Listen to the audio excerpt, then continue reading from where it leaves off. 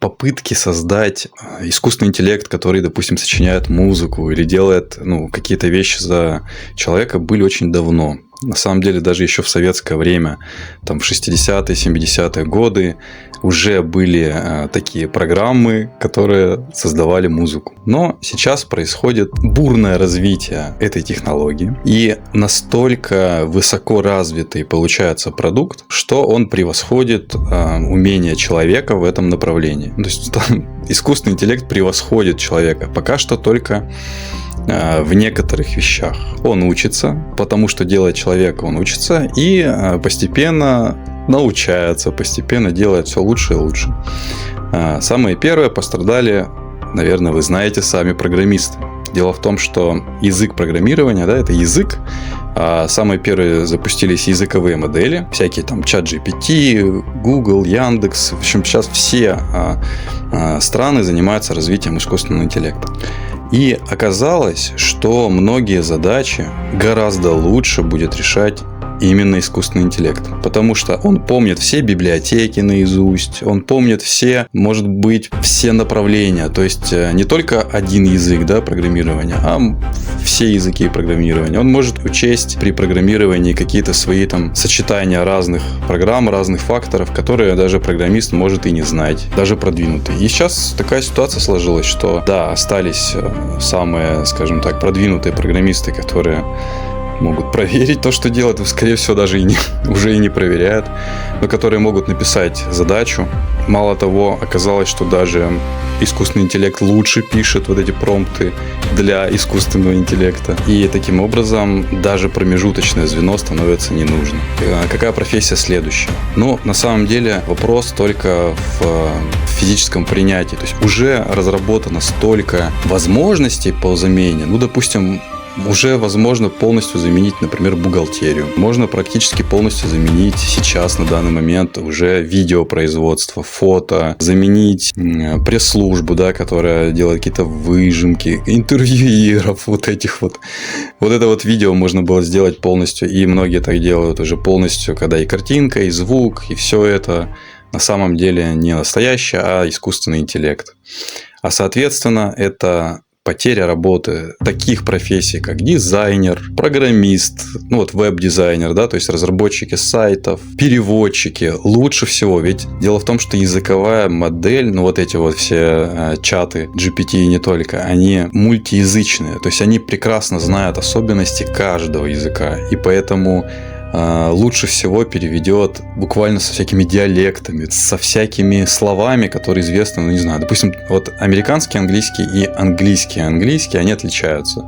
И искусственный интеллект может переводить, допустим, с русского на американский английский с использованием диалектов, которые используют только американцы. То есть американцам будет понятно, а англичанам будет непонятно. И это уже сейчас происходит. А что будет дальше? Самое опасное, если искусственному интеллекту дадут руки. То есть что у нас есть? У нас есть у человека, у нас есть мысли, есть слова, есть действия. Мыслить машинка уже научилась. Говорить она научилась тоже. И порой так хорошо произносит, что даже иногда можно не отличить, человек это или робот, или программа. И осталось только сделать руки такими же, как у человека, то есть способности такие же. Но эта машинка, она будет превосходить человека. Я видел в комментариях, там написал как-то один человек: я сварщик, и меня заменить будет невозможно. А теперь сварщик, представь, что будет робот, который понимает, знает все технологии сварки, который умеет обращаться с любым аппаратом, которому не нужно дышать, который может быть в 2 раза меньше, и при этом у которого рука поворачивается на 360 градусов. То есть он может залезть в любой колодец, а он может быть на присосках, на магнитах, на временных магнитах, то есть по любой трубе, внутрь трубы запустить его. И он там выполнит сварку, выполнит сварной шов лучше, чем самый лучший сварщик. И будет это делать в 10 раз быстрее, он не пьет, не болеет, у него нет детей, у него нет никаких причин не работать, сделает гораздо лучше, чем человек. И в отпуск ему тоже не надо. Получается, что никакой нет профессии, которую невозможно заменить. Очень легко заменить руководителей, потому что программа будет учитывать гораздо больше факторов. Она будет воспринимать, оценивать все дополнительные риски, о которых человек может даже не знать. Она не будет действовать на эмоциях, потому что эмоций нет. Даже депутатов, прекрасно, им не надо платить зарплату. Это можно сделать полностью подотчетным, моментальной публикацией отчетов. Можно даже исключить вообще это звено, а просто вот в телефон поставить какую-нибудь программу, которая будет выдавать запрос. А как вы считаете, вот это нужно, не нужно? Все, проехали. Нужно, давайте разработаем, проработаем этот вопрос, подключим лучшую юридическую, кстати, юристы в том числе, вперед на замену. Значит, это следующий в очереди, потому что юристы у нас делают поиск соответствия. То есть они знают, где, в каком документе можно найти ту часть законодательства, которая ответит на тот вопрос, который поставлен. Вот. Соответственно, эта вещь очень легко заменяется. Буквально любой существующий искусственный интеллект заменяет самого лучшего юриста уже сейчас. Поэтому, если вы сейчас учитесь, то, скорее всего, вы никогда не будете работать по этой специальности. И есть еще такая теоретическая возможность, что вы никогда не будете работать вообще. А вот что нас ждет, мы об этом не знаем. А дело в том, что догадаться или как-то предсказать это будущее достаточно сложно, потому что события могут быть за пределами нашего понимания. Например, вот этот искусственный интеллект, которому дали задачу разработать лекарство, допустим, да, и он может найти такое ранее неизвестное свойство какого-то вещества или элемента, которое позволит лечить любую болезнь. Рак, от рака уже лекарство готово, СПИД, в общем, любую болезнь. Любую, которая ранее была неизлечима. А если поставить этому искусственному интеллекту задачу на что-то плохое, допустим, как в Венесуэле, да, что произошло, мы не знаем, но там какой-то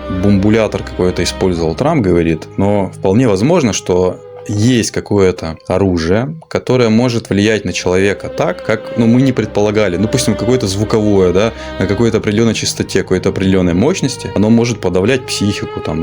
Мы об этом не знали, потому что не пробовали, не испытывали никогда. А вот этой машинке проработать 1 миллион, миллиард вариантов событий и попробовать исключить ненужное и попробовать только то, что необходимо, и может так оказаться, что это сработает. То есть в ближайшее время будет по экспоненте, то есть еще в 2 раза, и еще в 2 раза, в 4 раза, в 16 и так далее. То есть в квадратичной зависимости будет ускорение. Ускорение открытий, научных изобретений. Мало того, скорость дойдет до того, и уже дошла до того, что мы уже не успеваем воспринимать новинки. То есть мы не успеваем понимать, не догоняем еще, мы не успеваем узнать, как пользоваться текущей новинкой, как уже выходит новое. Следующий этап, если мы дадим в руки возможность, соединим вот этот мозг и дадим ему возможность управлять, совершать действия, то искусственный интеллект может подумать, нужны ли ему люди вообще. Даже если он так не подумает, то просто мы придем к тому, что мы не можем угнаться за этим. Как сейчас мы не понимаем, многие из нас не понимают, как, допустим, работает мобильный сотовый телефон, да, смартфон. Нас это не особо касается, потому что он работает, и бог его знает. А тут могут технологии дойти до того, что будет какая-то вещь, которая работает, но мы не сможем объяснить, почему это происходит. То есть просто вещь есть, она работает, я не знаю, какой источник бесконечной энергии какой-то в черной коробочке. Вот оттуда плюс и минус, значит, энергия оттуда выходит, а как именно это происходит, мы не знаем. Повторить это сами мы не сможем. Это только благодаря, допустим, какой-то разработке искусственного интеллекта. И поэтому теоретически мы даже понять не сможем, если он захочет что-то сделать с нами, потому что мы не увидим эту опасность. Мы ее не распознаем как опасность. Вот такие дела. Но ближайшее, что нас ждет, это сначала улучшение качества жизни, потому что новые прорывы в технологиях, в медицине, в образовании, в бизнесе. Но потом должен быть жесткий контроль над этим, потому что все это может очень плачевно закончиться. А по безработице, вы все потеряете работу. Ты потеряешь работу в ближайшие десятилетия. Нет такой специальности, нет такой работы, которую невозможно заменить искусственным интеллектом в приложении с роботом, с манипулятором, который превосходит человека в тех или иных качествах, которые необходимы именно на этой работе. Например, роботы могут работать круглосуточно. Никаких 8-часовых рабочих дней, никаких перерывов. Круглосуточная работа. Везде. В медицине, в образовании, в энергетике. Если ты не согласен или у тебя есть свое мнение особое, напиши в комментарии, давай обсудим, поговорим тему. По этому поводу есть достаточно много видео. Действительно, руководители, то есть это директора, это те люди, которые занимались развитием искусственного интеллекта, они осознают его опасность и говорят примерно о том, о чем я сейчас рассказал вам. Поэтому, если есть идеи, что делать, напиши.